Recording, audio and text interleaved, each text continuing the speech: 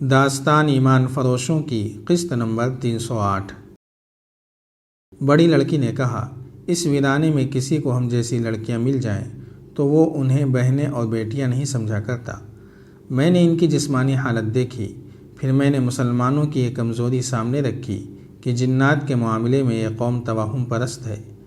میں نے اپنے آپ کو جن بنا لیا۔ اس جہنم میں ہم جیسی لڑکیوں کی موجودگی کو ان کی عقل تسلیم نہیں کر سکتی تھی۔ ہمیں وہ تصور سمجھ سکتے تھے یا جنات؟ میں نے ان سے جس انداز سے بات کی، اس سے انہیں یقین ہو گیا کہ ہم جنات ہیں۔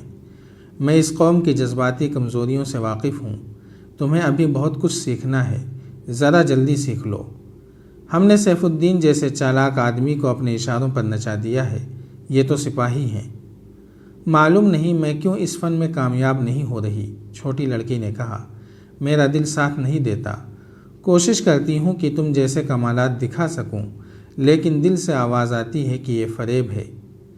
پھر تم ان مردوں کے ہاتھوں میں کھلونا بنی رہو گی، بڑی لڑکی نے کہا۔ تم پہلی بار باہر نکلی ہو۔ میں نے دیکھا ہے کہ تم کامیاب نہیں ہوئی۔ تم صرف داشتہ بنی رہی۔ اس طرح تم صلیب کی کوئی خدمت نہیں کر سکتی۔ تم اپنے جسم کو وقت سے بہت پہلے بوڑھا کر لو گی اور یہ مرد تمہیں اٹھا کر باہر پھینک دیں گے۔ ہمارا مقصد یہ نہیں کہ مسلمان امراء اور حکمرانوں کے لیے تفریح کا سامان بنے۔ ہمیں ایک جادو بن کر ان کی عقل پر غالب آنا ہے۔ ان چاروں فوجیوں میں تم نے توہم پرستی کی جو کمزوری دیکھی ہے، وہ ہمارے صلیبی استادوں اور یہودیوں نے پیدا کی ہے۔ تم نے دیکھ لیا ہے کہ میں نے انہیں کتنی جلدی اپنے قبضے میں لے لیا ہے۔ میں نے ان چاروں سے ایک بات کہی تھی، یہ مجھے میرے استاد نے بتائی تھی۔ وہ یہ تھی کہ انسان ایک لذت کی پیداوار ہے اور وہ ہمیشہ اس لذت کا خواہاں رہتا ہے۔ اس خواہش کو دبانے کی کوشش بھی کرتا ہے۔ ہمارا مقصد یہ ہے کہ مسلمانوں میں لذت پرستی ابھاری جائے، کیونکہ یہی انسان کی وہ کمزوری ہے جو اسے تباہی تک پہنچاتی ہے۔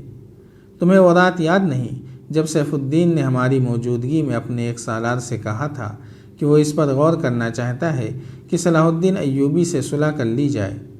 میں نے اسی رات اس کے دماغ سے یہ خیال نکال دیا تھا۔ عصیات پہنچ لیں تو یہ استادی مجھ میں بھی پیدا کرو، چھوٹی لڑکی نے کہا۔ مجھے اس کام سے نفرت سی ہوتی جا رہی ہے۔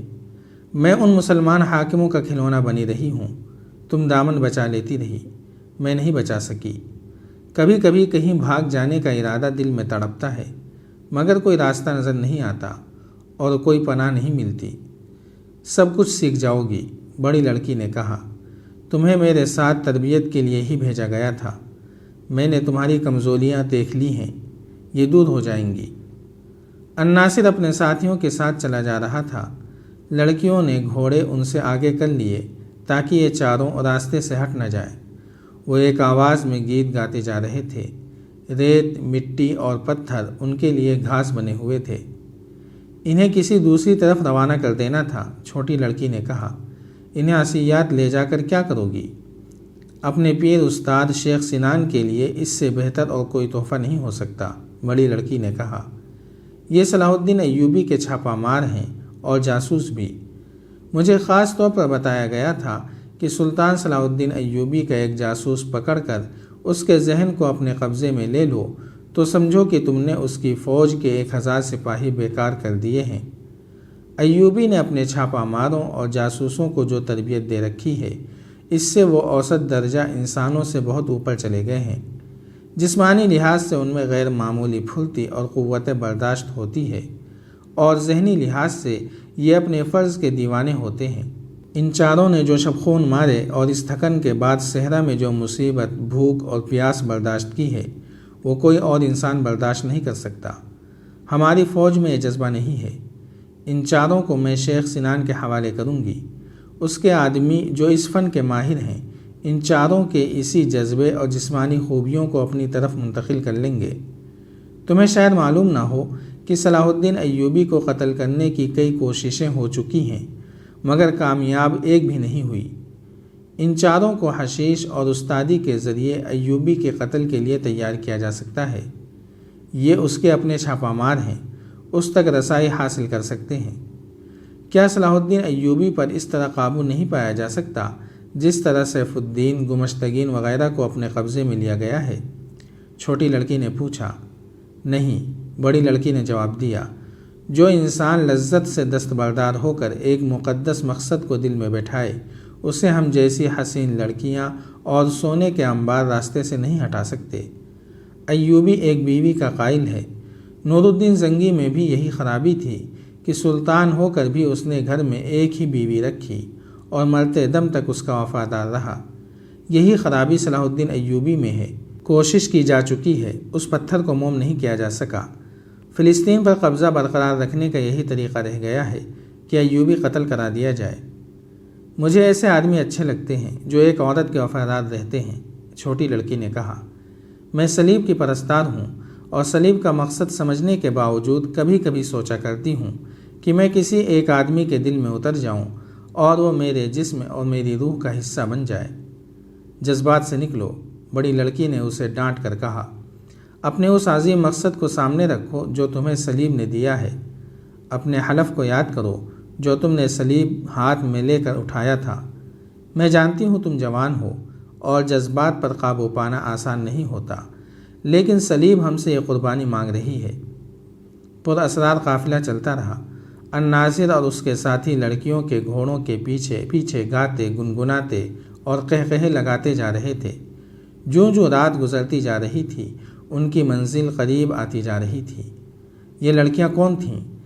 یہ اسی قبیل کی لڑکیاں تھیں جن کے متعدد قصے آپ پڑھ چکے ہیں۔ صلیبی اور یہودی غیر معمولی طور پر حسین اور دلکش بچیوں کو استادوں کے حوالے کر کے انہیں خصوصی تربیت دیتے تھے، انہیں ذہنی تخریب کاری، کردار کشی اور اپنے دشمن کو اپنے مقصد کے لیے استعمال کرنے کے ڈھنگ سکھاتے تھے۔ انہیں سراپا لذت بنا دیا جاتا تھا۔ لڑکپن میں انہیں یہ ٹریننگ دی جاتی تھی کہ اپنے دشمن کی سوچوں پر کس طرح قبضہ کیا جاتا ہے۔ ان لڑکیوں میں شوخی اور بے حیائی پیدا کی جاتی تھی، انہیں جذبات سے عاری کر دیا جاتا تھا۔ یہودی چونکہ مسلمانوں کو اپنا سب سے بڑا دشمن سمجھتے تھے، اس لیے وہ اپنی بچیاں صلیبیوں کے حوالے کر دیا کرتے تھے۔ صلیبی اپنی لڑکیوں کو بھی استعمال کرتے تھے اور ان علاقوں میں جن پر ان کا قبضہ تھا مسلمانوں کے قافلوں پر حملے کرتے اور کوئی خوبصورت بچی مل جائے تو اسے اٹھا لے جاتے تھے، اسے اپنے مقاصد کے لیے تیار کر لیتے تھے۔